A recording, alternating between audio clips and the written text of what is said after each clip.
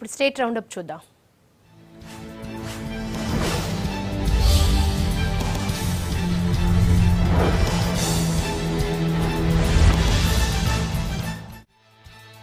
ఆదిలాబాద్ జిల్లాలో 176వ photography day celebrations నిర్వహించారు. నిర్మల్లో photographers association ఆధ్వర్యంలో ఏర్పాటు చేసిన రక్తదాన శిబిరాన్ని మంత్రి ఇంద్రకరణ్ రెడ్డి ప్రారంభించారు. అటు బెల్లంపల్లి అసోసియేషన్ మెంబర్స్ ప్రభుత్వ ఆసుపత్రిలో రోగులకు పండ్లు పంచిపెట్టారు. గ్రామజ్యోతిలో భాగంగా ఖమ్మం జిల్లా పాల్వంచ సబ్ కలెక్టర్ ఆఫీసులో స్వచ్ఛ భారత్ నిర్వహించారు. సబ్ కలెక్టర్ కాళీచరణ్తో పాటు ఆఫీస్ సిబ్బంది చీపురుతో ఆఫీస్ ఊడ్చారు. మురుగు కాల్వలను క్లీన్ చేశారు.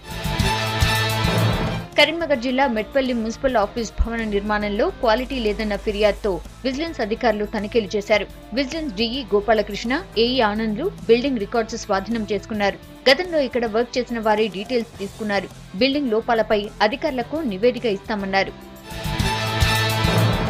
వర్షాల కోసం కరీంనగర్ జిల్లా వేములవాడలో వరుణయాగం నిర్వహిస్తున్నారు. 3 రోజుల పాటు ఆలయంలో ప్రత్యేక యాగాలు జరగనున్నాయి. స్వామివారి కళ్యాణ మండపంలో అర్చకులు, వేద పండితులు యాగం నిర్వహిస్తున్నారు.